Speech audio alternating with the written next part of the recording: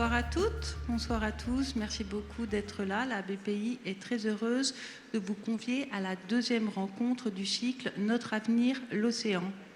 Le mois dernier, 2 chercheuses du Muséum d'histoire naturelle nous ont présenté et ont mis en perspective notre relation à l'océan.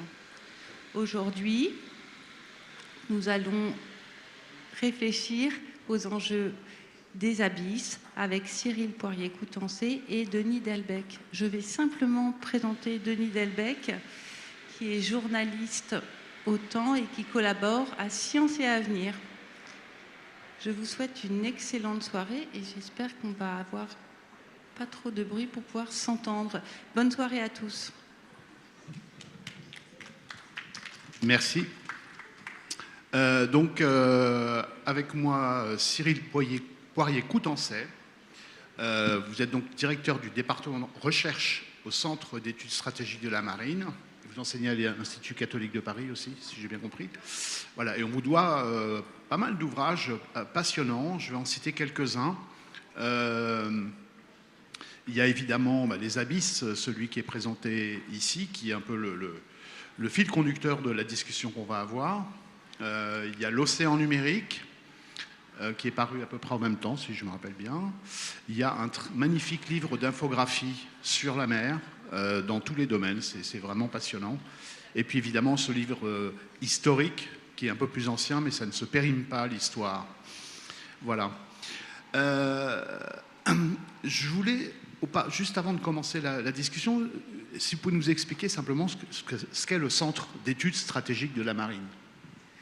Alors le Centre d'études stratégiques de la marine, le CESM, est un centre de recherche qui travaille donc à éclairer à la fois les questions navales, géopolitiques, mais aussi économiques et les questions environnementales, au profit à la fois du grand public, mais au profit de la marine nationale aussi, puisque la marine nationale est, on le sait peut-être peu, mais à la fois une armée de mer, mais une force de police en mer, parce qu'elle a des missions de protection de l'environnement, justement, de lutte contre la pêche illégale, etc.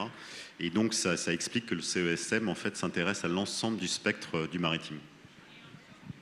Alors, petite précision, on a choisi de mettre de côté les questions autour de la biodiversité, des ressources biologiques, parce qu'elles ont été largement abordées dans la précédente conférence. Mais évidemment, si vous avez des questions tout à l'heure à ce sujet, on y répondra très volontiers.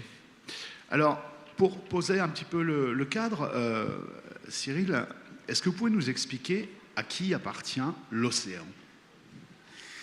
Alors, à qui appartient l'océan ? On va dire qu'il y a il y a le point de vue humain, on va dire, et puis il y a le reste. Souvent, on dit que les espèces qui peuplent l'océan, justement, n'ont pas de voix, ne peuvent pas voter. Donc, en fait, elles ne se font pas entendre. Et donc, en fait, l'océan, ce sont les êtres humains qui ont délimité des zones dans l'océan. Donc, ça s'est fait dans un cadre international. C'est la Convention des Nations Unies sur le droit de la mer qui a délimité des zones. Donc, on a mer territoriale, par exemple, zone économique exclusive, haute mer, et des zones sur lesquelles les États côtiers ont plus ou moins de pouvoir. Pour faire simple, plus on est proche des côtes, plus l'État côtier a de pouvoir, et plus on s'en éloigne, et moins il en a. Alors cette Convention des Nations Unies sur le droit de la mer, donc elle a été signée en 1982, elle est rentrée en vigueur en 1994. Elle réunit la plupart des pays dans le monde, à l'exception des États-Unis. Et c'est elle qui définit aussi le régime de l'exploitation des ressources minérales dans les fonds marins, en créant notamment une autorité internationale des fonds marins. D'accord. Donc, si je comprends bien, dans les eaux territoriales, donc c'est une vingtaine de kilomètres à partir des côtes, sauf dans les zones évidemment où il y a des pays dans la Manche, par exemple, où évidemment c'est différent puisque l'Angleterre et la France sont très proches. Dans ces zones-là et dans les zones économiques exclusives, finalement, les États font ce qu'ils veulent. Ils ont tous les droits sur ce qu'il y a dans l'eau et ce qu'il y a sous l'eau. Alors, dans la mer territoriale, effectivement, il y a un pouvoir qui est très important. Dans les zones économiques exclusives, en fait, c'est un pouvoir qui repose essentiellement sur les ressources, c'est-à-dire qu'il y a une exclusivité sur les ressources en pêche ou autres. Donc on est vraiment sur... les pouvoirs sont moindres que dans la mer territoriale, puisque c'est en fait la zone économique exclusive est un régime de haute mer, sinon il y a une liberté de navigation. Ce qui est assez étonnant sur les mers et les océans, c'est que c'est précisément cette liberté de navigation. C'est-à-dire que si on prend un exemple comparé à la Terre, quand vous êtes sur l'océan, un navire russe, par exemple, pourra traverser en toute liberté une zone économique exclusive française.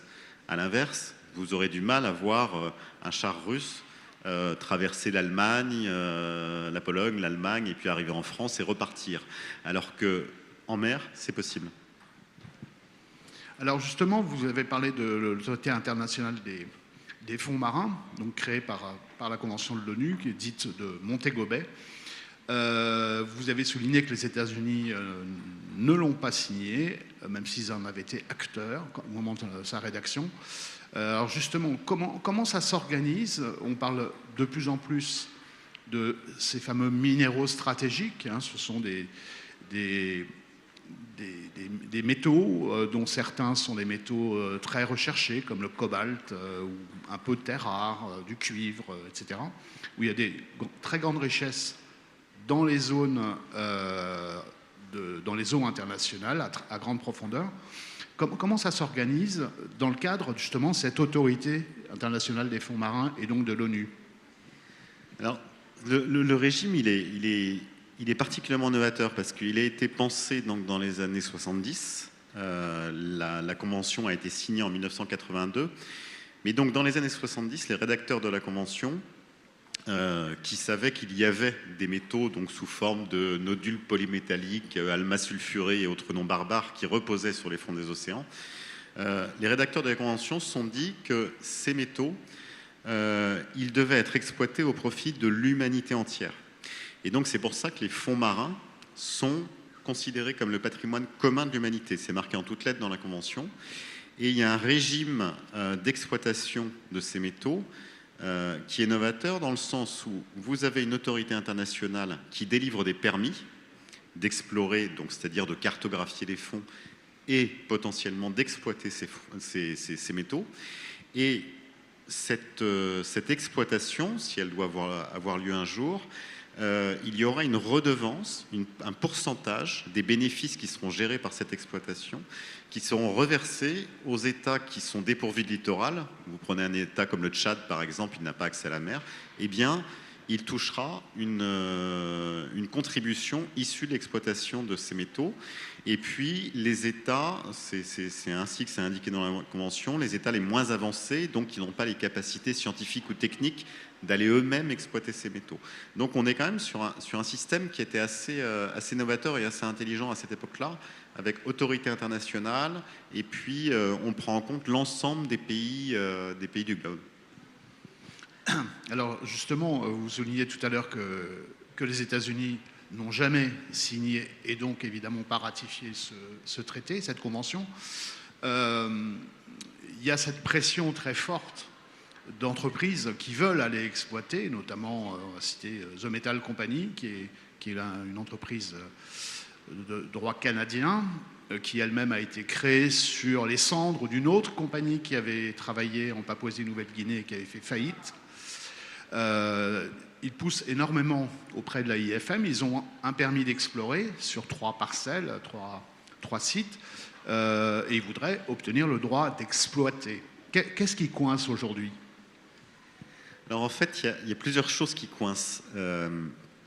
Sur l'exploitation de ces métaux, ce qu'il faut avoir en tête, c'est que aujourd'hui, et c'est ce qui est intéressant d'ailleurs dans cette demande de permis qui a été faite par The Metal Company, c'est qu'en fait, dans les grands acteurs miniers, les grandes compagnies minières mondiales, il n'y en a aucune aujourd'hui qui veut aller exploiter les métaux au fond des mers. Pourquoi ? Parce qu'en réalité, alors souvent on présente les choses de façon un peu confuse, c'est-à-dire qu'on a un discours où on a l'impression qu'il y a un épuisement des ressources en métaux à terre. En réalité, il n'y a pas d'épuisement des ressources en métaux à terre, on a simplement un épuisement des mines qui sont aujourd'hui ouvertes, Et ça ne veut pas dire qu'il n'y a pas de ressources à terre. Et ça, les compagnies minières le savent parfaitement, et donc entendent plutôt aller sur un terrain qu'elles connaissent, c'est-à-dire qu'elles savent prospecter à terre, elles savent aussi, elles ont une connaissance du modèle économique que ça induit, alors que s'aventurer en mer, c'est quelque chose qui serait pour le coup fondamentalement nouveau, et le modèle économique n'est pas forcément installé. C'est-à-dire que quand vous devez aller chercher des métaux au fond des mers, il faut que vous envoyiez des navires en haute mer, il faut concevoir les robots qui vont aller chercher les métaux au fond des mers, donc des drones, il va falloir remonter ces métaux, il va falloir les charger sur le navire et puis revenir à terre ensuite pour les traiter. Donc ça a un coût qui est absolument colossal. Et donc c'est pour ça qu'aujourd'hui les acteurs économiques dans l'économie telle qu'elle est sont assez peu friands d'y aller. Par contre, il pourra y avoir peut-être des ouvertures si des États cherchent à financer certaines entreprises pour des raisons géopolitiques ou géostratégiques. Là, par contre, ça ouvrira peut-être des possibilités. Oui, je crois que Glencore, le géant suisse, a 1% de part dans Metal Company. C'est très timide. Alors, aujourd'hui, à l'Autorité internationale des fonds marins, on délivre éventuellement encore des permis d'explorer, mais on ne s'est pas mis en position, toujours pas, de développer des permis d'exploitation. Il faut élaborer un code minier qui n'en finit pas. Il y a eu une tentative de passer en force en disant puisque vous n'avez pas dépassé vous avez dépassé un certain délai, on va y aller. Plusieurs entreprises avaient annoncé ça. Et puis finalement, il y a eu un coup de théâtre, d'une certaine manière, au mois d'avril, puisque le président américain, Donald Trump, a annoncé qu'il allait s'asseoir purement et simplement sur ce qui a été fait à l'AIFM et délivrer ses propres permis au nom des États-Unis dans les zones, dans n'importe quelle zone, des eaux internationales, donc des zones en principe régies dans le cadre de l'ONU. Et évidemment, The Metal Company, qui avait déposé une demande d'exploration, a immédiatement déposé une demande auprès de l'administration Trump, qui est en cours d'instruction, et qui annonce maintenant, l'entreprise en tout cas annonce qu'elle pourrait commencer à exploiter dès 2027. Est-ce que finalement c'est légal tout ça? Alors, du point de vue des États-Unis, finalement ça l'est, puisqu'ils n'ont pas ratifié la Convention des Nations Unies sur le droit de la mer, donc ils ne sont pas liés par cette convention. Et ensuite, c'est assez symptomatique en fait du monde dans lequel on est rentré, c'est-à-dire un monde qui se fracture, puisqu'on a des positions qui sont aujourd'hui diamétralement opposées. C'est-à-dire que vous avez un État comme les États-Unis qui entend donc aller exploiter, enfin en tout cas qui l'annonce, qu'il est favorable à l'exploitation des ressources minérales dans les fonds marins.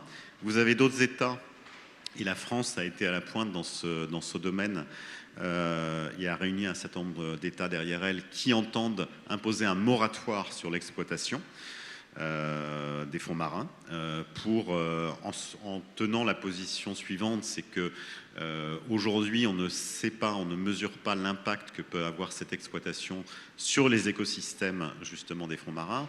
Parce que ce qu'il faut bien avoir en tête, et c'est ça, c'est assez vertigineux d'ailleurs de ce point de vue-là, c'est qu'en fait la convention a été rédigée au moment où on découvrait justement de la vie dans ces fonds marins.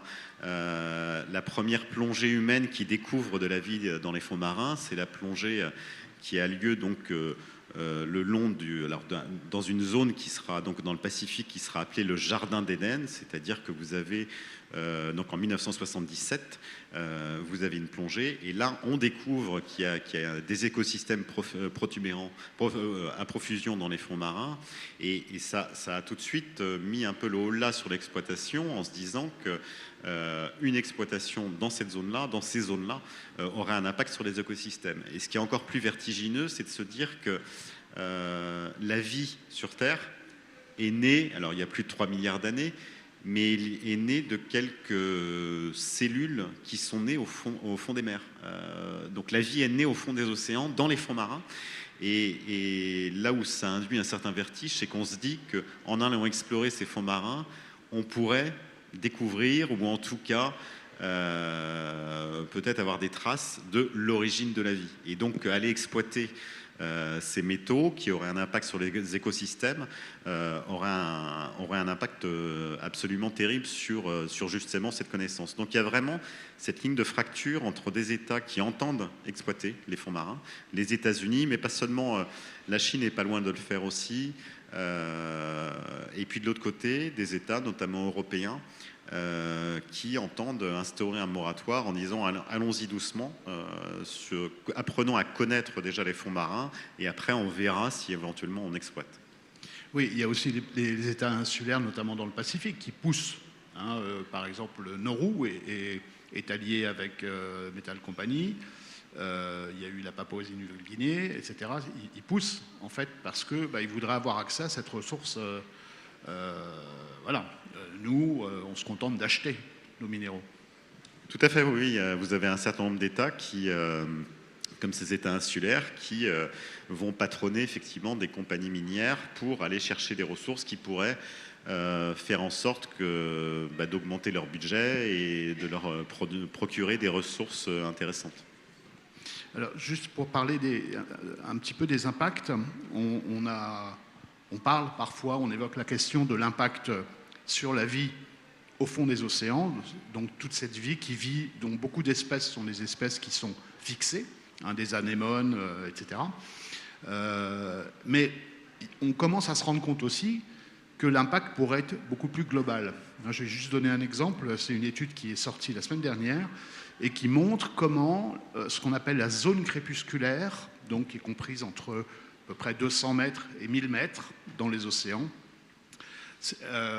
quand elle est traversée par les panaches de sédiments, parce que quand on remonte ces minéraux, forcément, on va remonter du déchet, du sédiment du fond marin, et que ce panache, finalement, appauvrit en nutriments cette zone, et finalement, ce sont des particules que le plancton va essayer de zooplancton va essayer de manger, et finalement, c'est des particules qui n'ont pas de nutriments. Et donc, finalement, on peut s'attendre à une dégradation de la qualité des planctons, et par là même, tout ce qui mange les planctons et toute la chaîne alimentaire jusqu'au requin. Donc cet effet est sans doute beaucoup plus global qu'on le pense. Oui, tout à fait, effectivement. On a dans ce domaine-là quelque chose de... on a toute une série de connaissances à acquérir et on est un peu à un point de rupture de ce point de vue-là, puisque quand je parlais de l'expédition de l'Alvin, donc en 1977, ce sous-marin habité qui découvre ce jardin d'Éden, aujourd'hui, on va être sur une connaissance qui va être accumulée par essentiellement des drones, donc des engins non habités, et qui vont permettre d'acquérir des connaissances de façon beaucoup plus importante qu'auparavant. Donc on va pouvoir connaître beaucoup plus le mécanisme qui régit ces fonds marins. Et puis, surtout, un des enjeux, finalement, c'est de faire en sorte aussi de découvrir des espèces et des écosystèmes avant qu'ils ne disparaissent, justement, du fait de l'exploitation. Donc, on a un peu un point de bascule de savoir qu'est-ce qui va l'emporter au niveau des États entre l'exploitation et puis une espèce de pause pour savoir un peu plus ce qui se passe sous les mers. Alors, je voulais revenir un petit peu sur cette question, ces questions de droit quand même qui sont intrigantes, puisque finalement, vous disiez du point de vue des États-Unis, c'est parfaitement légal de donner un permis à une entreprise, quelle qu'elle soit, pour aller dans les eaux internationales, ramasser des nodules polymétalliques, par exemple. Mais en même temps, ça suppose, pour rester dans la légalité, que tout se passe avec les États-Unis, puisque si l'entreprise veut ensuite aller faire raffiner en Indonésie, c'était dans ses intentions, ou à Singapour, tout ça sont des pays qui, eux, ne veulent pas d'exploitation. Donc finalement, ça les ferait rentrer dans une sorte d'illégalité. Tout à fait, effectivement, il y a un effet de chaîne. Après, il faudra voir véritablement si les États-Unis comptent aller jusqu'au bout de la démarche, parce qu'on est coutumier de déclarations un peu à l'emporte-pièce parfois du président Trump. Alors, il y en a beaucoup, ceci dit, qu'il met en œuvre, mais on verra véritablement s'il y a quelque chose derrière. Pour l'instant, c'est un peu tôt. En tout cas. Parce qu'il y a quand même une sorte de continuité aux États-Unis par rapport à ces questions de multipartisme, et en particulier sur la mer, puisque il y a eu, je pourrais les compter, le nombre d'administrations finalement qui n'ont jamais signé ni ratifié la Convention de l'ONU.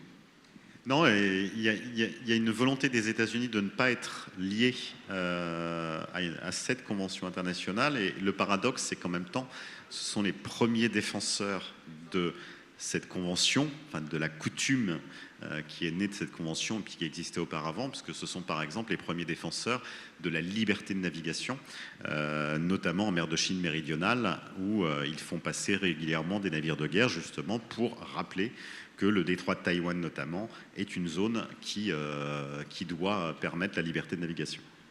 Alors il y a eu un autre traité qui a été signé, qui concerne le droit de la mer lui aussi, qui a été signé par 75, qui a été ratifié à ce jour par 75 pays. Il en fallait 60 pour qu'il rentre en vigueur, donc il va rentrer en vigueur au mois de janvier. Qu'est-ce qu'ajoute ce traité par rapport à ce qu'il y avait déjà dans la Convention de Montego Bay, donc dans le précédent Alors ce traité qu'on appelle le traité sur la haute mer, il vient compléter la Convention des Nations Unies sur le droit de la mer, puisqu'en fait, quand la Convention est rédigée, donc en 1982, les questions de protection de l'environnement sont pas encore très prégnantes à cette époque-là. On commence à les voir apparaître, mais finalement, même si la Convention a quelques articles qui sont consacrés à cette protection, hein, notamment, il y a un article, il y a des items qu'on oublie un peu, c'est que les États ont droit à une zone économique exclusive, mais ils ont obligation aussi de protéger l'environnement de ces zones économiques exclusives, mais c'était assez peu, c'était en filigrane. Et donc, il a fallu rajouter effectivement ce traité sur la haute mer, qui concerne en fait trois points principaux. Il y a la possibilité de créer des aires marines protégées en haute mer, donc pour justement favoriser la résilience de certaines espèces, de certains écosystèmes. Le deuxième point, ça va être le partage des bénéfices issus de l'exploitation des ressources génétiques marines.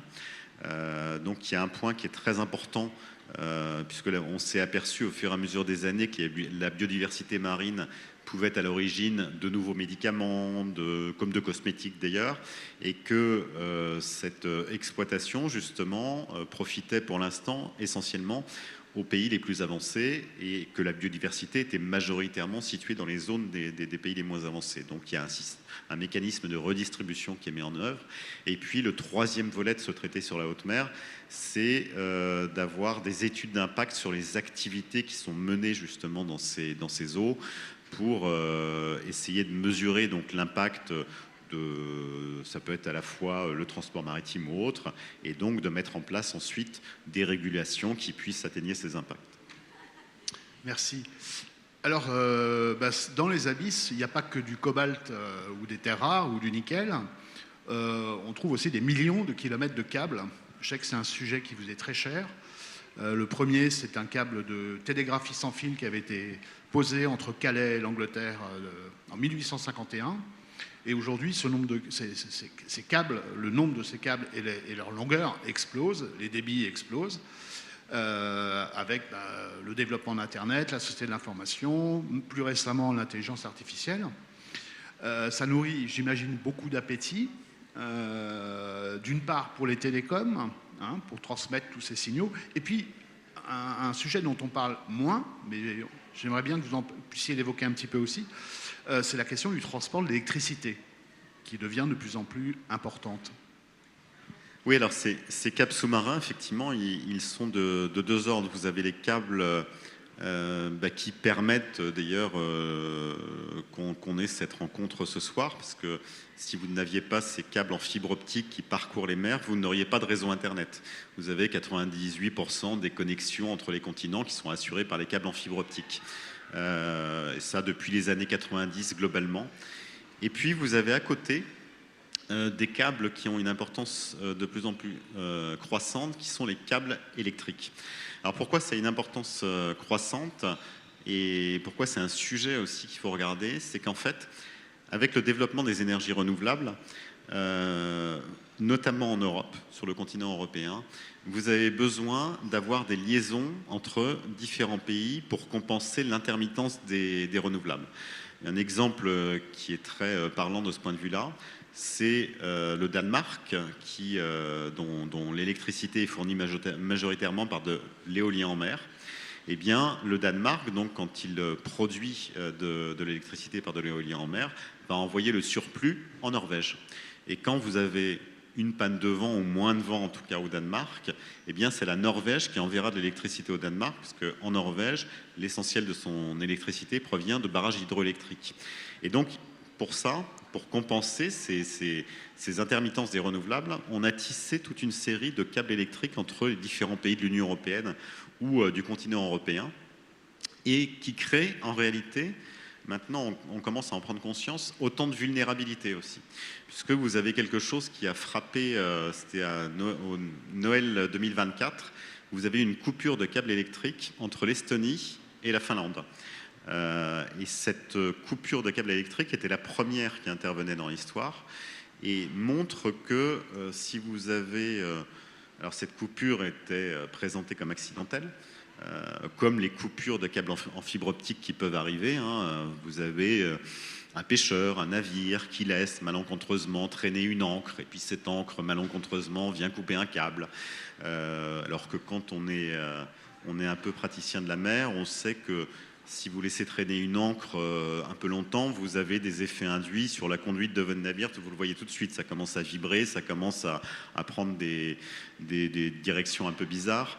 Mais en tout cas, vous avez une série d'accidents qui sont intervenus notamment en Baltique et donc qui révèlent ces vulnérabilités parce que c'est les coupures de câbles Internet, vous avez une redondance telle, en tout cas au niveau européen, que vous pouvez globalement pouvoir vous en sortir. Les coupures de câbles électriques pourraient avoir un impact beaucoup plus important.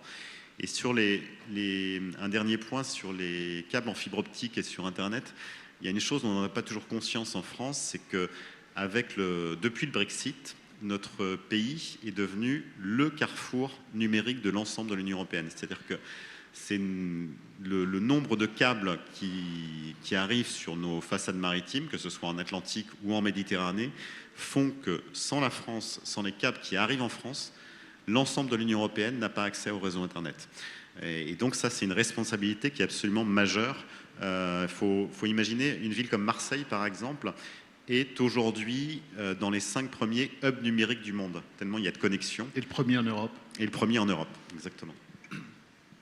Alors, pour revenir sur ces câbles, en particulier les câbles de télécommunication, qui construit ces câbles et à qui ils appartiennent?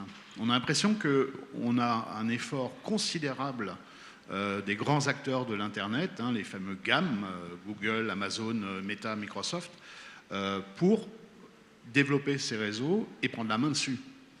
Exactement, il y a une rupture qui est intervenue sur ce marché, puisqu'en fait, globalement, ce marché était, depuis l'origine, en réalité, depuis ce premier câble télégraphique que vous évoquiez, dans la main des acteurs télécoms étatiques. Aujourd'hui, en France encore, les 2 acteurs majeurs dans la pose de câbles, la réparation de câbles, c'est Orange Marine et Alcatel Marine, qui est revenu dans le giron de l'État depuis peu. Et dans la plupart des pays du monde, c'était comme ça. Et puis, sont arrivés dans les années 2000 des nouveaux acteurs, les acteurs du numérique. C'est-à-dire qu'effectivement, Google, Amazon, Meta, se sont décidés à poser eux-mêmes leur réseau de câbles. Et ils ont une emprise qui est de plus en plus forte sur ce réseau câblier mondial, donc des acteurs purement privés pour le coup. Et on voit la même chose en réalité en Asie, puisque une entreprise comme Huawei, par exemple, est l'entreprise qui pose le réseau de câbles qui relie la Chine aux autres États asiatiques. Et notamment, vous avez une controverse en ce moment, en tout cas une intervention très forte du président Trump, parce que Huawei, justement, veut poser un câble entre la Chine et le Chili. Et Trump fait pression en ce moment sur le Chili pour qu'il refuse l'arrivée de ce câble chinois, puisque ça changerait complètement les données pour les États-Unis dans cette zone, puisque aujourd'hui, le continent sud-américain et donc l'ensemble du continent américain est relié à Internet par des câbles des États-Unis. Et ce serait un concurrent qui arriverait dans cette zone. Oui, pour redonner juste un chiffre, sur la ligne, enfin sur les lignes, sur le trajet États-Unis-Europe, les 4 entreprise qu'on a mentionnée contrôle maintenant 91% du trafic, hein, qui n'est plus du tout dans les mains des opérateurs, étatiques. Alors, vous parliez tout à l'heure, à l'instant de la Chine et des problèmes de géopolitique que ça peut poser, puisqu'on voit bien que quand la Chine veut développer son propre câble et relier l'Amérique du Sud, qui aujourd'hui est totalement dépendante des États-Unis et des opérateurs américains, on voit bien que la Chine est en train de s'équiper de tous azimuts pour couvrir les océans dessus, dessous, etc. Est-ce qu'on a vraiment une géopolitique qui est en train de se redessiner complètement, ne serait-ce qu'en partant par ces fameux câbles qui relient les différents continents? Oui, on a une géopolitique qui est en train de se redessiner, et ce qui est assez frappant, alors à la fois les câbles, mais ce qui est assez frappant, c'est quand on regarde les marines de guerre, parce que c'était cette semaine, la Chine a inauguré en grande pompe son 3e porte-avions, ce qui marque l'entrée de la Chine quand même un peu plus dans les grands acteurs du naval. La Chine aujourd'hui, et ça s'est fait en quelques années, la Chine aujourd'hui est la première marine militaire du monde en nombre de navires. Donc devant les États-Unis. Par contre, en tonnage, c'est-à-dire le poids, la puissance de ces navires, les États-Unis sont encore devant. Mais on sent bien qu'on a un jeu qui est en train de se faire entre ces deux grands, Chine et États-Unis, et puis de l'autre côté, les acteurs historiques finalement, hein, puisque il y a encore 15 ans, la mer était globalement une histoire un club qui était réservé aux États européens, aux États-Unis, à la Russie. Et aujourd'hui, on voit apparaître effectivement de nouveaux acteurs, que ce soit la Chine, le Japon bien entendu, la Corée du Sud, l'Inde, qui prend aussi pas mal d'importance. La Chine, pour donner quand même un ordre d'idée de son programme, elle admet au service actif en 3 ans l'équivalent en tonnage de la marine française. Donc c'est un programme qui est sur une dynamique très impressionnante. Alors justement, juste un petit aparté, qu'est-ce qu'il en est de la Russie, qui a été très présente sur tous les océans du monde à l'époque soviétique? Cette présence s'est littéralement évanouie à la chute du régime. Où est-ce qu'on en est aujourd'hui? Alors la Russie a toujours une force très impressionnante dans le domaine des forces sous-marines. Ça a été historiquement, en réalité, le point fort de la marine russe. Finalement, un peu moins en navire de surface. La Russie n'a qu'un porte-aéronef qui navigue plus ou moins. Mais la Russie et Vladimir Poutine, depuis son arrivée au pouvoir, a réinvesti fortement dans sa marine et notamment dans ses forces sous-marines. Alors il y a eu l'épisode du Kursk, mais globalement, les sous-marins russes sont toujours actifs, sont d'un très bon niveau et on les voit régulièrement sur les côtes atlantiques ou autres. Marine pour la surface, ça reste un peu, c'est pas aussi moderne qu'on peut l'imaginer. On en a vu les effets d'ailleurs en mer Noire quand pas mal de navires russes se sont fait couler par des drones. Alors à la fois par l'ingéniosité des Ukrainiens de ces drones, mais aussi parce que ces navires n'étaient pas forcément de toute première jeunesse, il n'y avait pas forcément les capacités de faire face à ces enjeux.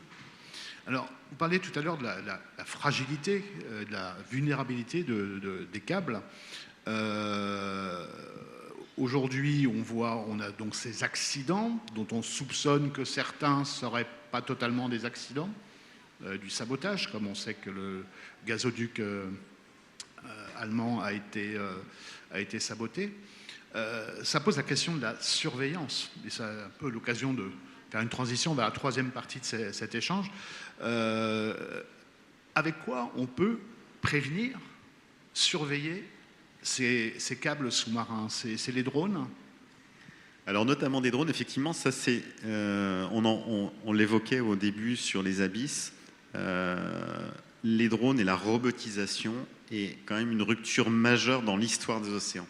C'est-à-dire on ouvre un champ qui est totalement nouveau, et alors à tout niveau, c'est-à-dire aussi bien dans la connaissance, puisqu'on va avoir beaucoup plus de connaissances, on l'a un peu évoqué, le fait d'avoir des engins robotisés qui vont pouvoir tourner 24/24, ça va accumuler de la donnée, de la connaissance, donc ça c'est très précieux, mais dans le domaine militaire, c'est effectivement quelque chose qui est tout nouveau. On est à l'aube de ça, on en a vu quelques effets en mer Noire effectivement, mais on a un développement qui est exponentiel de ces drones, alors que ce soit aérien, sous-marin, de surface, et qui va probablement changer la donne, hein, parce que la capacité, enfin on peut produire une quantité de drones à faible coût, et donc on peut avoir des nouveaux entrants finalement dans le domaine naval de ce point de vue-là. Oui, parce et que sur les câbles, ça permettra effectivement de les protéger, de même que sur les câbles, vous avez des capteurs que l'on peut poser et qui vont permettre de détecter aussi des intentions malveillantes, on va dire.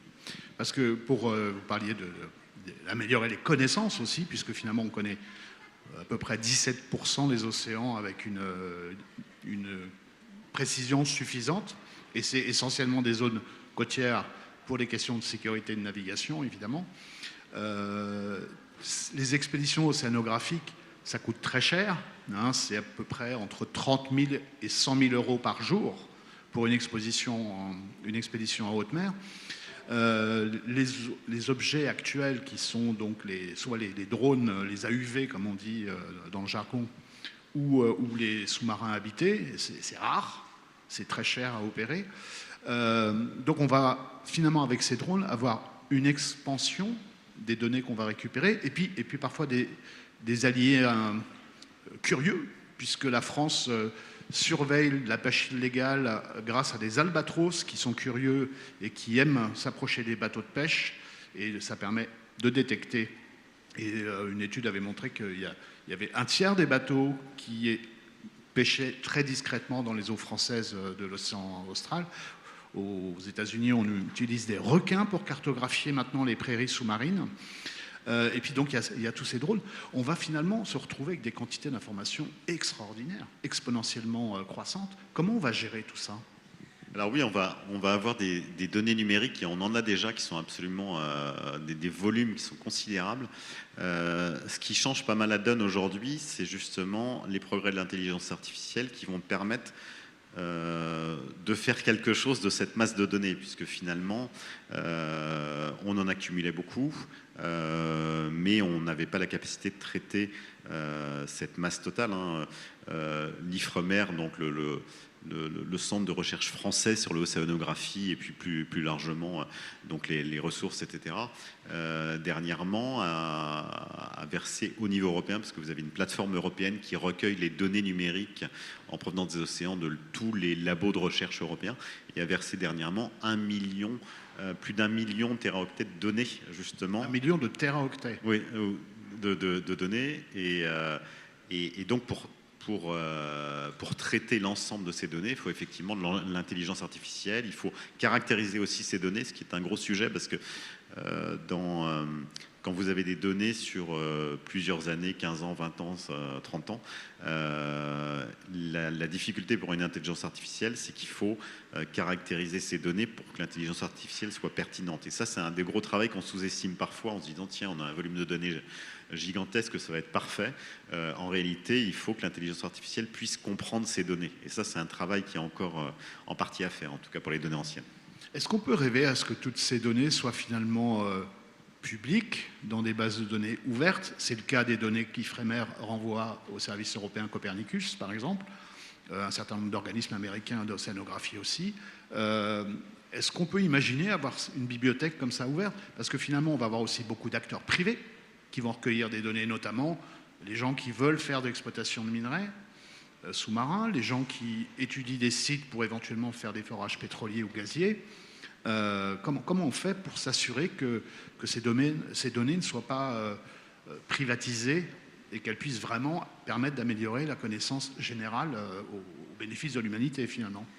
Ça, c'est un des sujets qui est devant nous et qui n'avait pas été forcément envisagé par la Convention des Nations Unies sur le droit de la mer, puisque rédigé en 82, on n'avait pas cette anticipation et cette vision sur ces questions-là. Et surtout, on n'avait pas anticipé, il y a toute une partie sur la recherche scientifique marine dans la Convention. Et en fait, cette recherche scientifique marine, elle était conduite à l'époque par des acteurs publics. Et donc, il y avait effectivement un partage des informations, mais qui se faisait assez naturellement. Et ce qui n'avait pas été anticipé, c'est l'explosion des acteurs privés en mer. Et donc, que ce soit des labos pharmaceutiques qui vont aller à la recherche d'écosystèmes ou autres. Et là, on a un peu un trou dans la raquette, c'est-à-dire que comment faire en sorte, mais ne serait-ce que dans les zones économiques exclusives, quand vous avez des acteurs privés qui viennent, qui peuvent être des acteurs étrangers, comment faire en sorte qu'il y ait un partage finalement des découvertes qui sont faites par ces acteurs privés avec l'État côtier. Et ça, c'est quelque chose ça méritera sans doute une nouvelle convention juste pour les données, en sachant qu'il y a quand même... Aujourd'hui, on le voit bien, mais c'est représentatif du monde dans lequel on vit qui se fracture aussi. L'Europe est toujours sur plutôt un partage des données. Nos plateformes, que ce soit SafeCNet ou autres, elles sont ouvertes aux chercheurs étrangers, mais ce n'est pas forcément le cas d'autres pays. Et on voit bien qu'on a... L'Europe est dans sa tradition, on va dire, des Lumières et puis de Montego Bay, où la connaissance doit profiter à tous et doit être ouverte aux autres chercheurs. Et on voit que d'autres pays ont plutôt tendance à se refermer. C'est vrai que depuis que le président Trump est arrivé, dans l'océanographie aux États-Unis, il y a une restriction sur l'échange avec d'autres acteurs dans le monde. En Chine, c'est le cas depuis très longtemps aussi. Je voulais qu'on parle, peut-être pour terminer, je vois l'heure qui passe, de l'océan Arctique, dont on parle finalement assez peu. Or, il se trouve qu'avec le réchauffement climatique, on assiste à un recul spectaculaire de la banquise des glaces de mer en été, de manière de plus en plus précoce. On peut commencer à naviguer régulièrement à partir du mois de juin jusqu'au mois de septembre et finalement emprunter une route, la fameuse route du Nord, le passage du Nord-Est, pour aller plus vite en Asie depuis l'Europe. On a d'ailleurs la COP30 là, qui ouvre et qui va nous rappeler ça aussi, l'impact du réchauffement climatique dans l'océan Arctique qui est beaucoup plus fort sans doute qu'ailleurs. Et on voit qu'avec cette ouverture de cet espace, on commence à s'intéresser à ces richesses. On sait qu'il y a beaucoup de pétrole, on sait qu'il y a des minéraux sous-marins, on sait qu'il y a aussi beaucoup de ressources biologiques, et on a un acteur en particulier qui se manifeste de plus en plus. Il n'était pas rare de croiser des bateaux chinois scientifiques dans les ports d'Islande. Aujourd'hui, ils ont lancé, ces dernières années, ils ont lancé 2 nouveaux brise-glaces pour aller... Alors pour le moment, ils sont plutôt dans les eaux russes, mais enfin, c'est déjà l'Arctique. Qu'est-ce que ça va changer finalement, cette arrivée d'un acteur comme la Chine dans cet espace qui était le plus souvent impraticable et qui le devient ?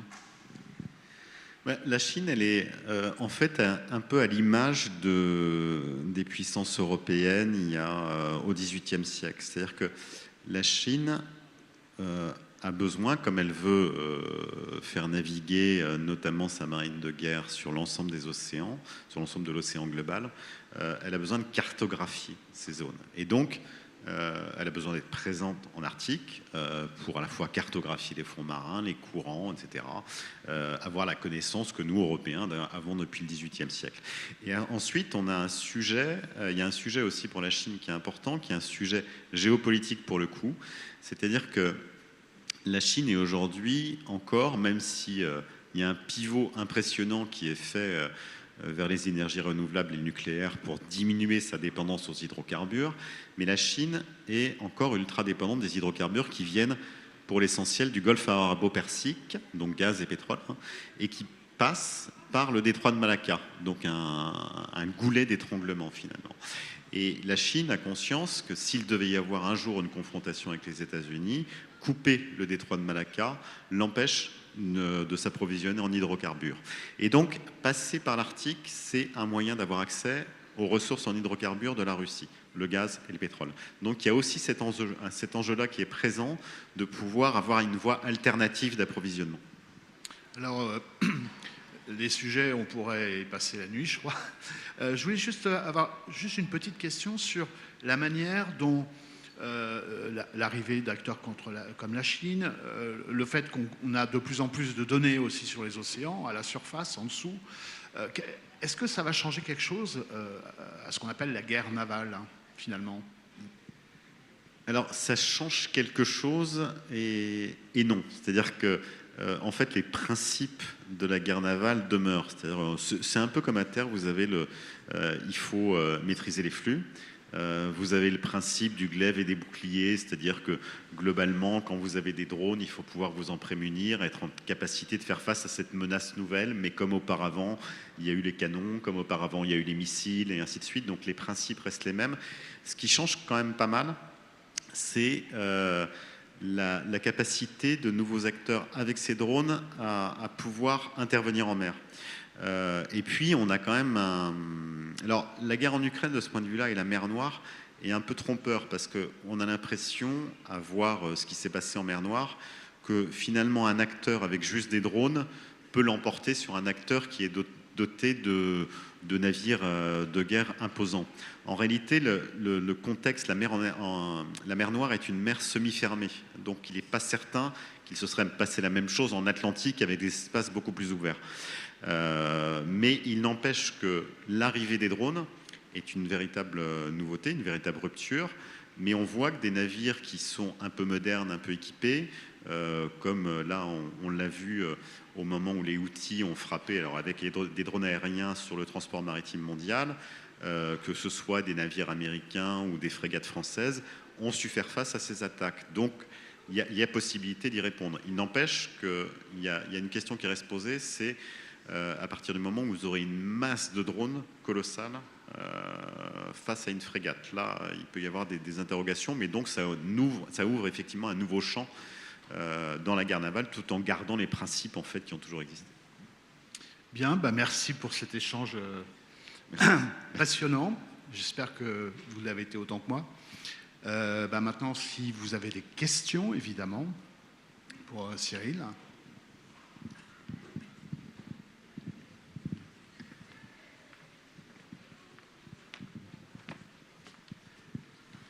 Merci.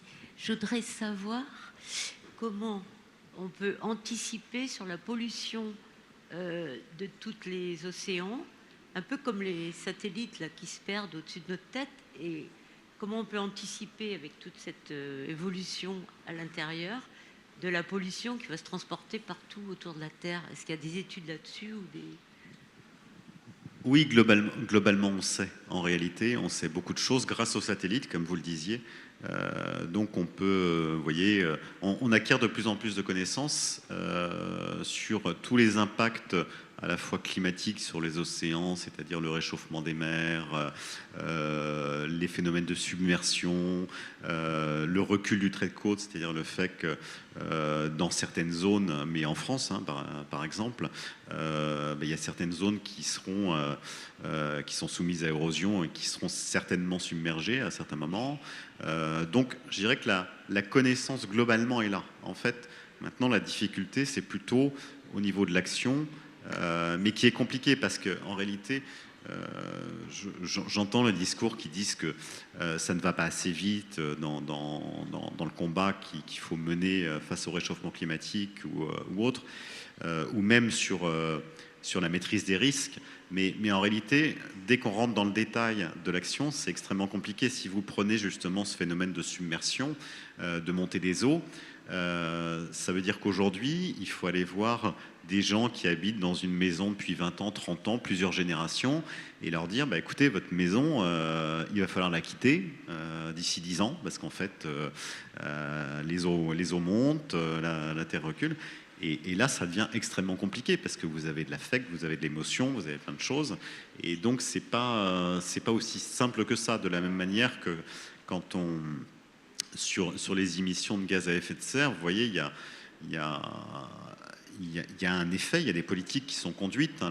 Le rythme d'augmentation des gaz à effet de serre a diminué a été divisé par 3 depuis l'accord de Paris. C'est-à-dire qu'il y a des efforts qui sont faits, mais c'est de fait extrêmement compliqué puisque vous avez des États en développement qui ont une population qui veut avoir accès aux standards de vie occidentaux, donc qui veulent se développer, et les gouvernements sont un peu obligés aussi de leur accorder ce développement. En même temps, il faut se développer en essayant de développer plutôt les énergies renouvelables, mais c'est pas si simple que ça. Donc c'est des sujets qui sont, enfin, dès qu'on veut agir, on rentre dans la complexité. On agit peut-être pas assez aussi vite qu'on l'espère, mais moi j'avoue être assez admiratif quand je discute avec des maires, vous voyez, de communes littorales, le travail qu'ils ont amené de conviction auprès des gens qui vivent dans leur commune pour leur dire votre maison, il va falloir à un moment donné faire un choix. Et donc, en tout cas, pour répondre définitivement, la connaissance sont de là, il faut agir et c'est là que c'est compliqué en tout cas.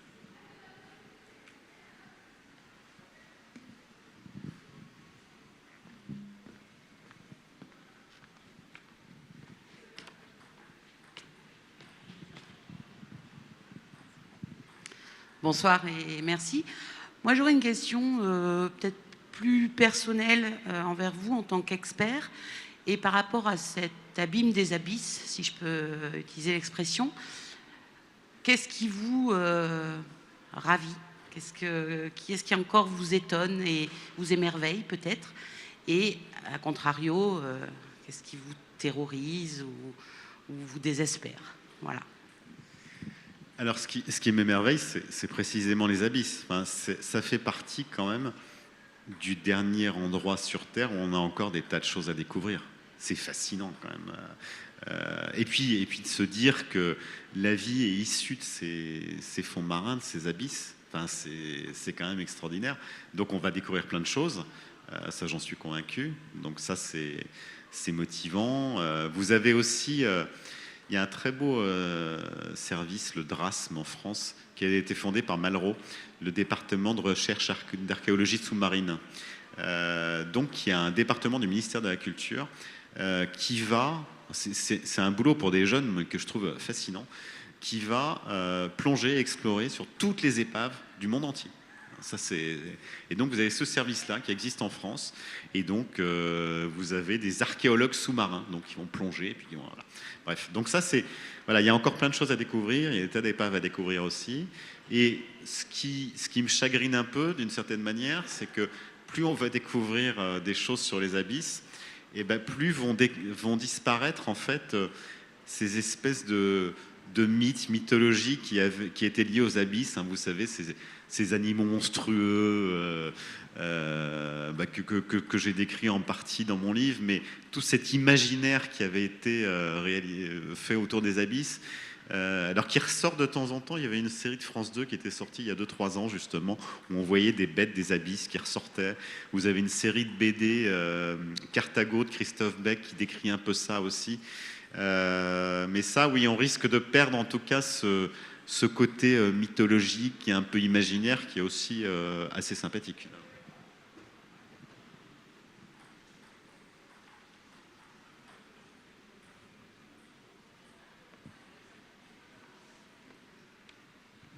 Est-ce qu'il y a d'autres questions ?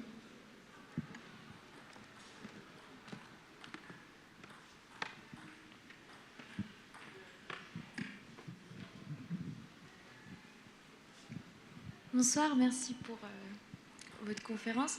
Moi, je me posais la question par rapport à l'acidification des océans qu'on connaît maintenant. Je voulais savoir si, par rapport aux millions de câbles que vous disiez qui se trouvent dans les abysses, est-ce qu'il y a un impact sur ces câbles-là ? Et j'avais une question aussi par rapport à l'exploitation des fonds marins pour les nodules et autres. Certes, donc certains pays n'ont pas ratifié cette convention, mais est-ce qu'au niveau international, il y a des moyens de pression ou autre chose qui peuvent permettre de limiter l'exploitation par ces autres pays voilà. Alors sur les câbles, non, sur les câbles en fibre optique, l'acidification n'a pas d'impact. Et sur les moyens de pression, en réalité, ce qui est, on est rentré dans un monde. En fait, notre monde a basculé au cours de l'année 2008. C'est-à-dire qu'en 2008, pour la première fois depuis des siècles, suite à la crise économique et financière, vous avez la Chine qui a relancé l'économie mondiale. Ce n'était pas arrivé depuis des siècles. Donc on a l'apparition de la Chine au premier plan. En 2008, c'est le moment aussi où les États-Unis ont décidé de faire le pivot vers l'Asie et ont décidé donc de se détacher de l'Europe. Et en fait, donc ces deux pays ont pris des chemins parfaitement décidés. Et l'Europe, à côté de ça, quand vous regardez les chiffres, notamment économiques, a commencé à décrocher à partir de 2008. Et ce qui fait qu'aujourd'hui, on a un monde dans lequel vous avez deux acteurs majeurs et qui dessinent en réalité le destin du monde, c'est Chine et États-Unis. Et de l'autre côté, vous avez un monde, le monde du multilatéralisme, qui pèse de moins en moins. Et là, on est rentré dans un monde de rapport de force et on est rentré dans un monde où ces deux grands, en fait, sont en train de structurer un petit peu les choses. Et la difficulté pour les acteurs européens, mais pas que, hein, on a la COP en ce moment qui se tient au Brésil, c'est de réussir à faire entendre une troisième voix, sauf que pour faire entendre une troisième voix, il faut être puissant, il faut être fort, il faut être puissant économiquement, il faut être puissant militairement, sinon vous ne serez pas entendu. Et donc, les moyens de pression sur l'exploitation des fonds marins et globalement sur la protection des océans, elle viendra si l'Europe notamment est en capacité de retrouver une certaine force pour se faire entendre. Parce que sinon, notre destin, il sera décidé par d'autres. Et en fait, l'enjeu aujourd'hui, c'est véritablement que l'Europe puisse, en tout cas, retrouver une dynamique et puis puisse passer des alliances aussi avec d'autres États qui ne sont pas prêts non plus à se laisser embarquer dans ce jeu entre États-Unis et Chine, que ce soit en Amérique latine, en Asie du Sud-Est, avec l'Inde, etc. Mais de retrouver une capacité à peser aujourd'hui dans le monde. Et aujourd'hui, c'est très compliqué.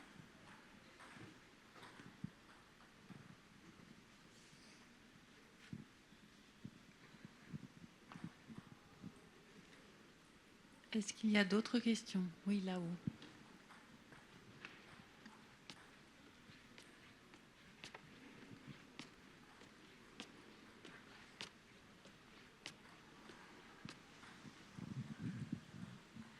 Merci.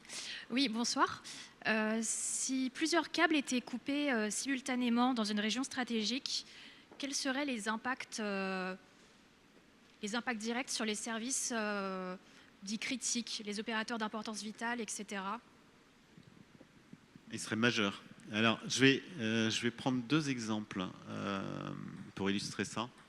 Mais en même temps que sont nés les câbles sous-marins, est née justement l'action contre les câbles sous-marins. Donc, premier câble sous-marin de l'histoire, donc fin du 19e, sous Napoléon III Victoria. Vous avez la guerre ensuite entre États-Unis et Empire espagnol. Et la première action de guerre des États-Unis, contre Cuba en l'occurrence, c'est de couper l'ensemble des câbles qui relient Cuba à la métropole espagnole. Et en fait, à chaque conflit mondial, que ce soit Première Guerre mondiale, Deuxième Guerre mondiale, en l'occurrence c'était les Alliés, mais les câbles entre Allemagne et extérieur, c'est les câbles télégraphiques aussi, ont été coupés, Première Guerre mondiale, Deuxième Guerre mondiale. Donc on peut être sûr que si on a un conflit, il y aura des actions contre les câbles. Sauf que, effectivement, comme vous le disiez, à cette époque-là, bon, l'information, il y a de l'information qui ne circulait pas avec Madrid, mais ça n'empêchait pas Cuba de pouvoir vivre. Nous, les impacts seraient absolument colossaux, puisque tous nos services, toute notre vie repose sur Internet. Donc on aurait un impact qui serait colossal. Après, sur des coupures de câbles en fibre optique, de câbles numériques, il faut avoir en tête qu'un câble, ça relie un ensemble de pays à un autre. Et donc, par exemple, sur des potentialités de couper des liaisons en Europe par la Russie, par exemple, ça aurait un impact sur la Chine aussi. Donc je ne suis pas convaincu, puisque la Chine a besoin d'échanger avec l'Europe, commerce avec l'Europe, je ne suis pas convaincu que Pékin serait favorable à une coupure, en tout cas d'ampleur, de câbles Internet en Europe. Par contre, la coupure de câbles électriques, quand on a vu ce qui s'est passé en Espagne avec le blackout qui est intervenu, dont on n'arrive pas encore bien à savoir l'origine, hein, les enquêtes continuent, là ça a un impact qui est absolument majeur pour un pays en tant que tel, puisque ça coupe vos téléphones portables parce que vous n'avez pas de réseau. Donc là, je pense qu'on a un sujet qui est devant nous là-dessus. Et quand on voit, vous voyez, j'évoquais juste le Danemark et la Norvège, mais en réalité, l'Allemagne a des connexions avec câbles sous-marins avec justement Norvège et autres pays. Le Royaume-Uni, aujourd'hui, c'est quasiment un quart de son électricité qui provient de l'éolien en mer et a une liaison justement avec la France, a une liaison avec la Norvège pour la sécurité de son réseau électrique. Donc ça, c'est un sujet qui, à mon avis, est devant nous. Et d'ailleurs, les pays qui sont historiquement les plus lancés sur les énergies renouvelables et sur le développement de ces réseaux câbliers sont très attentifs à ça. La Norvège, par exemple, a des unités dans sa marine royale qui sont dédiées à la surveillance de ce réseau de câbles électriques parce qu'ils savent que c'est une vulnérabilité majeure.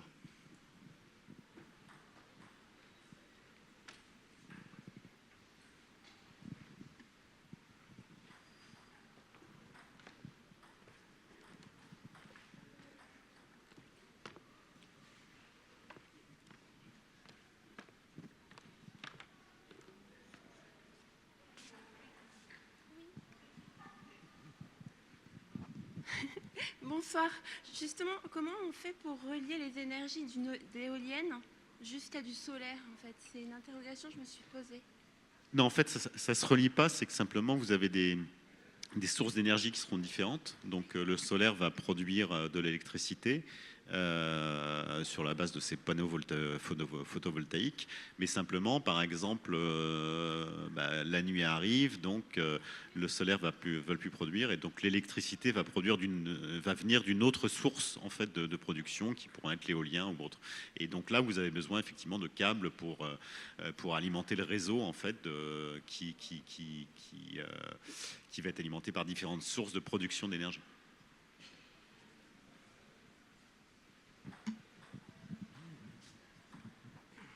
Bonsoir. Tout à l'heure, vous avez parlé de la perte de l'imaginaire.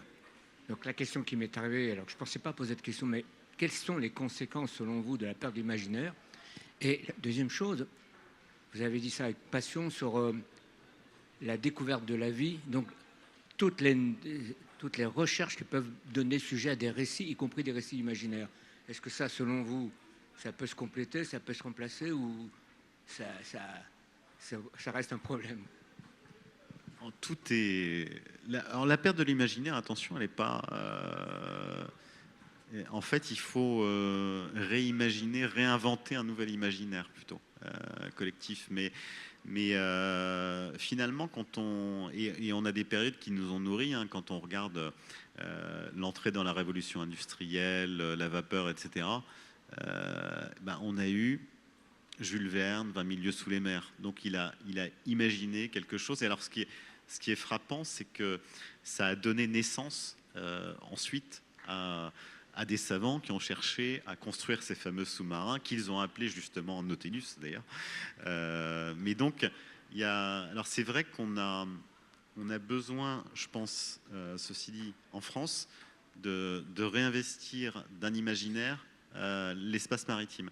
C'est vrai que quand on regarde les productions en France, que ce soit en bande dessinée ou autre, art graphique, cinéma, etc., sur le maritime, on est beaucoup dans le passé en réalité. C'est souvent plutôt le 18e, les frégates, les navires à bois, les choses comme ça. Et on est moins dans la projection sur l'avenir.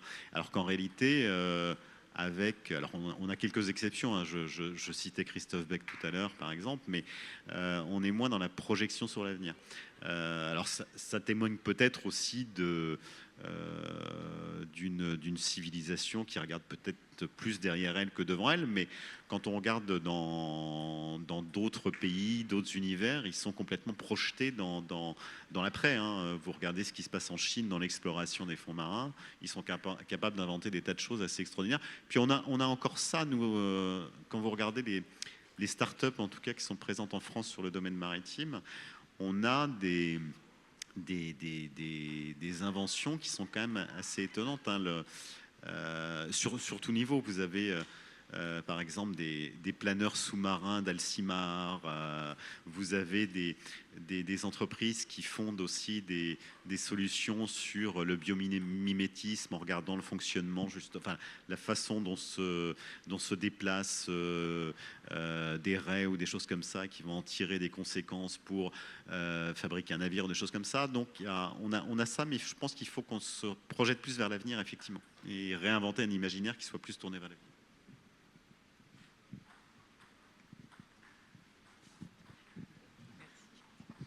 Bonsoir. Donc, je vais avoir deux questions. Donc, la première concerne, je vais revenir sur le sujet des câbles.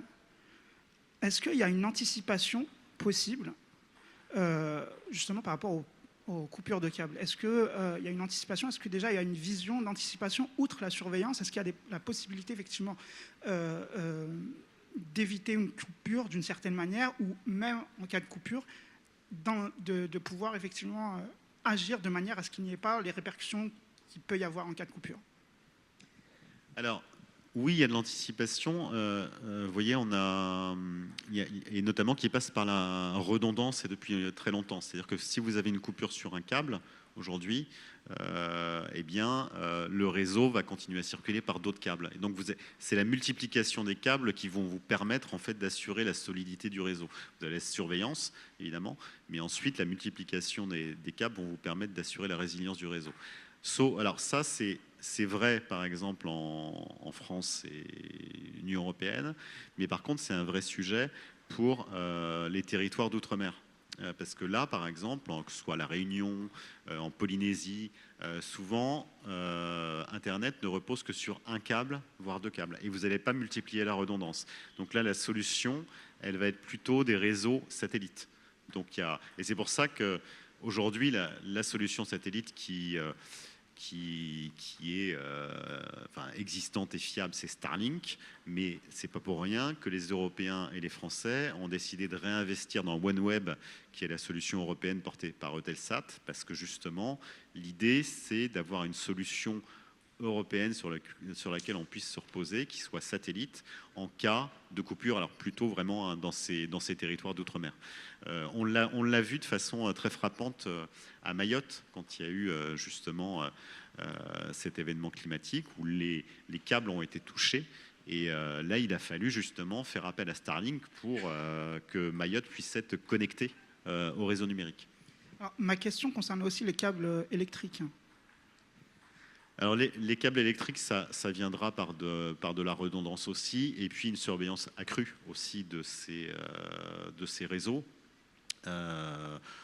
Certainement aussi par une façon de repenser aussi les liaisons entre les pays à terre. Alors on a déjà des échanges, par exemple, la France, une partie de son électricité est exportée en Allemagne. On peut au lieu de choisir des trajets maritimes, essayer de choisir des trajets terrestres, en tout cas densifier les trajets terrestres. Il n'empêche que pour la Grande-Bretagne, ça restera un sujet quand même. Mais là, ça viendra de la redondance. Et puis après, le choix que vous faites aussi au sein d'un pays, d'avoir un mix énergétique qui soit fondé à la fois sur le renouvelable, aussi le nucléaire, pour avoir le nucléaire qui permet de produire en continu. Et donc là, vous êtes un peu moins dépendant de l'intermittence des renouvelables et vous pouvez avoir un réseau qui est un peu plus fiabilisé. D'accord. Ma deuxième question concerne l'impact écologique qu'ont ces câbles justement sur déjà la vie maritime et dans l'écologie en général. Alors en fait, ce qui est intéressant sur ces câbles, c'est que comme le premier a été posé au 19e, on commence à avoir un recul important là-dessus. Et alors c'est un peu comme souvent, c'est-à-dire que la pose de câble a forcément un impact, puisque vous êtes sur un milieu avec des espèces qui sont plutôt tranquilles, et puis tout d'un coup, elles voient arriver un truc sur la tête, un câble, un navire câblier qui va dérouler le câble. Mais quand vous remontez ces câbles, quand il y a une coupure ou autre, ou quand on remonte des vieux câbles, on s'aperçoit qu'en fait, les espèces sous-marines s'adaptent bien à ces câbles. C'est-à-dire que vous en avez pas mal qui sont accrochés à ces câbles, justement, et qui font leur vie dessus. Et donc, c'est pas des... Donc l'impact, il se marque dans la pose, mais ensuite, ça fait partie de la vie des océans. Un peu comme une épave.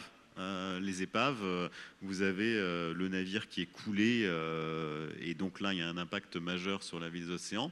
Mais après, ça devient bien souvent une réserve de biodiversité où vous avez plusieurs espèces qui coexistent. Donc, comme c'est pas un impact en continu, on va dire, ça a peu d'impact en réalité.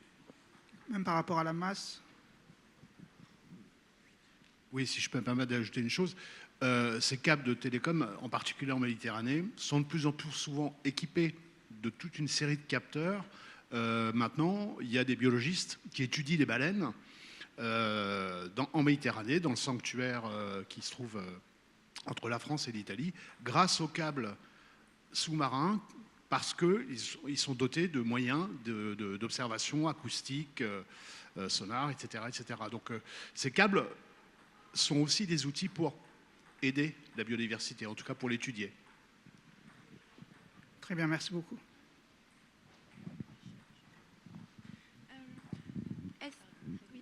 Est-ce que les câbles au niveau des pôles Nord ne provoquent pas une hausse de température trop importante qui amplifie cet effet de serre? Non, les câbles n'auront pas d'impact là-dessus, et le réchauffement climatique n'aura pas forcément d'impact sur les câbles. Ils sont quand même bien enfouis au fond de mer. Ça, j'entends bien qu'il n'y a pas de lien entre les deux, mais la présence de ces câbles, je ne sais pas si c'est suffisant. Enfin, je ne sais pas, je ne connais pas, mais est-ce que ça n'a pas une incidence quand même sur les températures? Non, c'est vraiment pas ça n'a pas d'incidence. C'est pas quelque chose qui chauffe. Vous avez de l'information qui circule, mais c'est pas un impact de ce point de vue-là. Et aussi, je trouve ça très bien qu'on s'occupe des baleines, parce que je me suis aperçue à quel point elles permettaient de décarboniser, quoi. C'est impressionnant. Vu tout ce qu'on les a exploités, notamment par l'industrie pharmaceutique dont je viens, à l'époque, on ne se rendait pas compte, en fait. Et de les voir comme ça, de nouveau protégés, en comprenant leur importance, c'est très bien. Enfin, voilà, je voulais juste le dire.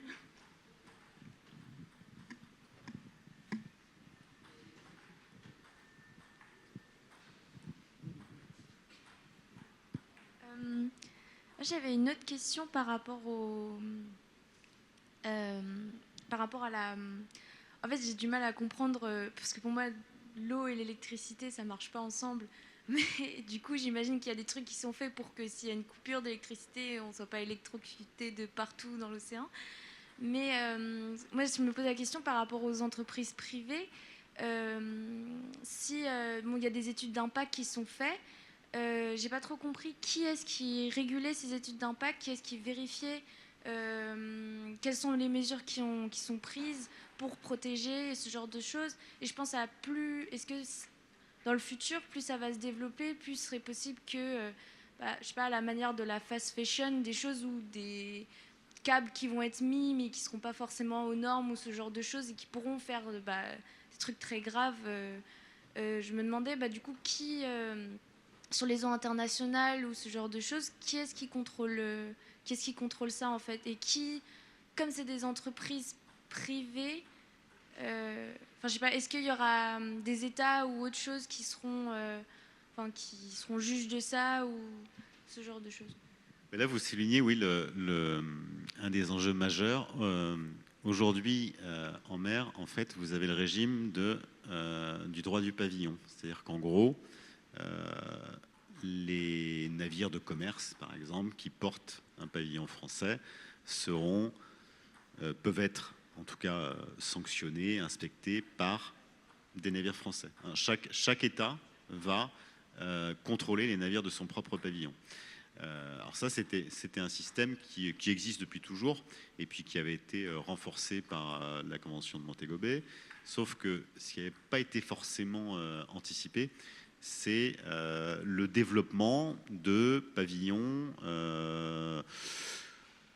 comment on dit ça habituellement? Noirs, voilà. En tout cas, où des États vont délivrer un pavillon, mais sans avoir la capacité de surveiller les navires à qui ils délivrent un pavillon. Et donc ça, le fait qu'il y ait un découplage en réalité entre le pavillon et l'État rend les contrôles extrêmement compliqués. Et donc ça, c'est un sujet qui est devant nous, alors, qui existe déjà aujourd'hui, hein, mais qui est devant nous pour l'accord sur la haute mer, parce que donc il y aura des COP qui vont créer des aires marines protégées en haute mer, par exemple. Ensuite, le contrôle des navires qui pourront passer sur ces aires marines protégées, hein, qui contreviendront à l'interdiction, si c'est une aire marine protégée intégrale, qui iront quand même dedans. Le contrôle, il ne pourra pas se faire par n'importe quel État. Il se fera sous le régime de la loi du pavillon, vraisemblablement. Et donc ça va être un sujet qui est devant nous. Alors, une des manières peut-être de solutionner cette question-là, c'est qu'en fait, avec la surveillance satellitaire, on a de plus en plus d'informations sur ce qui se passe à la surface des eaux. C'est-à-dire qu'aujourd'hui, vous pouvez suivre, hein, vous avez, tiens, c'est Google qui a lancé ça d'ailleurs, qui finance ça, le Global Fishing Watch par exemple, qui est un site qui vous permet de suivre les flottilles de pêche dans le monde entier, quasiment toutes les flottilles, de savoir où est-ce qu'elles vont, où est-ce qu'elles sont, à quel endroit elles pêchent, etc. Donc la surveillance satellitaire vous permet déjà et vous permettra de plus en plus d'avoir des informations sur qui est en infraction, qui se comporte bien, qui se comporte mal. Après, la question, c'est comment est-ce qu'on va sanctionner ces navires-là. Mais cet impact de la surveillance satellitaire, il est frappant, vous voyez, dans les zones économiques exclusives françaises, notamment dans les terres australes, dans les TAF. À partir du moment où la surveillance a été mise en place, les navires qui pratiquent la pêche illégale ne se sont plus aventurés dans les eaux françaises. Et c'est frappant quand vous voyez des images satellites, parce que vous voyez tous ces navires de pêche illégale qui sont en pourtour. Et en fait, ils savent que s'ils entrent, ils seront repérés et ils seront sanctionnés, ils auront une amende. Mais donc, c'est effectivement, en tout cas, c'est un sujet sur la contrainte, la sanction, qui est encore devant nous de ce point de vue-là. Oui, pour préciser juste à propos de Global Fishing Watch, on peut d'ailleurs discuter la position qu'ils ont prise, puisqu'ils se sont mis dans une position maintenant de dénonciation. C'est-à-dire qu'ils font beaucoup d'études à partir de satellites sur la haute mer. Donc là, a priori, on a le droit de pêcher. Il y a une étude formidable ils ont détourné les images d'un satellite de la NASA qui observe les incendies sur Terre pour montrer la chasse au calamar, la pêche au calamar de nuit, puisqu'ils éclairent la mer pour attirer les calamars. Et on voit aussi tous ces bateaux qui sont au bord de toutes ces zones économiques, de ces zones exclusives. Et quand ça se passe dans une zone, quand ils observent quelque chose dans une zone économique exclusive, ils ont maintenant une démarche de dénonciation. Ils vont dénoncer et en dire, voilà, ce bateau-là, ils ont réussi à l'identifier.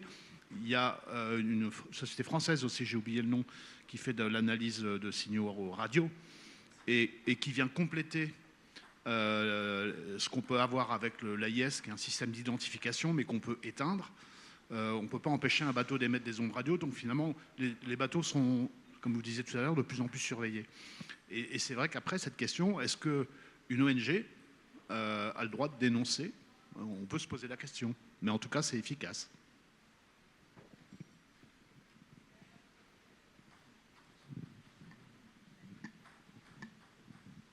Une dernière question? Je vais revenir sur les câbles. Tel que je vous entends, il y a un enjeu stratégique, géostratégique important, c'est-à-dire la maîtrise de la fabrication, de la construction, de l'installation, voire de la surveillance et l'entretien. Comment ça se passe aujourd'hui? Parce qu'avec le monde très, très fragmenté, comme vous l'avez dit, il doit y avoir des frictions, des enjeux de vouloir dominer le marché par rapport à d'autres. Alors c'est là qu'on voit qu'on qu'on a changé de monde, puisque en réalité, l'industrie câblière et l'industrie de la pose de câbles et de la réparation de câbles est une industrie qui économiquement fait assez peu de marge. Et donc pendant très longtemps, en fait, les grands acteurs du numérique, par exemple les Google et autres, étaient bien contents que les acteurs français, notamment Orange Marine et Alcatel, assurent la pose et la réparation des câbles. C'est quelque chose, parce que faible marge, donc finalement il y a des acteurs installés, on ne va pas les déranger. Et ce qu'on voit apparaître maintenant, par contre, c'est parce que pour avoir toute la chaîne, donc on a 2 acteurs français, donc européens aussi, qui sont en capacité de réparer. Mais pour avoir la maîtrise de la totalité de la chaîne, il faut aussi être en capacité de fabriquer ces navires. Et ces navires câbliers, de plus en plus, ils sont fabriqués dans les chantiers chinois. C'est du point de vue de la construction de navires dans le monde ces dernières années. Aujourd'hui, on a globalement sur les navires civils 10% des navires qui proviennent du Japon, qui sont construits au Japon, plus de 50-60% qui proviennent de la Chine, et le reste Corée du Sud. Et en Europe, alors aux États-Unis, ça a été mis en lumière par Donald Trump, qui a appelé justement à avoir des chantiers américains qui construisent à nouveau des navires américains. Pour l'instant, ils partent de très loin. Et en Europe, on a encore quelques compétences, mais sur des navires très spécialisés, comme sur les navires de croisière. Il y a justement une bagarre en ce moment. On aimerait bien conserver la maîtrise aussi de la fabrication des ferries, mais qui sont en train de partir en Chine aussi. Et donc, on a les outils aujourd'hui sur les navires câbliers, sur les acteurs câbliers, mais c'est un sujet qu'il faut avoir en tête, qu'il faudrait garder. Et de la même manière que sur la question des marins, parce qu'en fait, dans le milieu maritime, on parle souvent des navires, des porte-conteneurs, etc. Mais enfin, tous ces navires, ils fonctionnent, ils sont armés par des marins. Et en réalité, les marins aujourd'hui dans le monde, c'est 3-4 nationalités, pas plus. Vous avez des Indonésiens, des Ukrainiens, des Russes, des Philippins, beaucoup. Mais en réalité, assez peu de marins européens sur les navires, de moins en moins. Vous en avez comme officiers, mais c'est un marché qui s'est mondialisé et qui est entre les mains de quelques nations. Et ça, c'est des questions qui peuvent aussi, en matière de souveraineté, on peut imaginer des flottes stratégiques, donc d'avoir tant de navires à disposition, sauf que si ces navires ne sont pas armés par des marins français ou européens, il y aura une question derrière.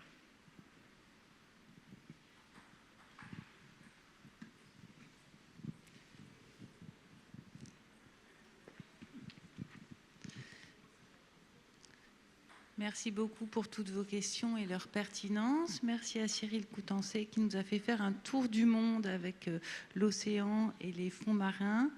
Merci Denis Delbecq d'avoir soulevé ces questions stratégiques et géopolitiques et de nous avoir fait découvrir tous les enjeux, notamment autour des câbles électriques qui sont peu connus. Je vous donne rendez-vous le lundi 8 décembre à 18 h pour la suite de ce cycle de rencontres sur l'océan. Le 8 décembre, nous aurons le plaisir de recevoir Françoise Gaille, océanographe, et avec Guillaume Massé pour une séance qui sera une séance prospective sur l'avenir des océans. Je vous souhaite une très bonne soirée. Avant de vous quitter, je vous rappelle que la Bibliothèque publique d'information propose une bibliographie sur le thème des coquillages et crustacés et une valorisation de livres que vous pouvez trouver au rayon sciences. Je vous remercie et je vous souhaite une très bonne soirée.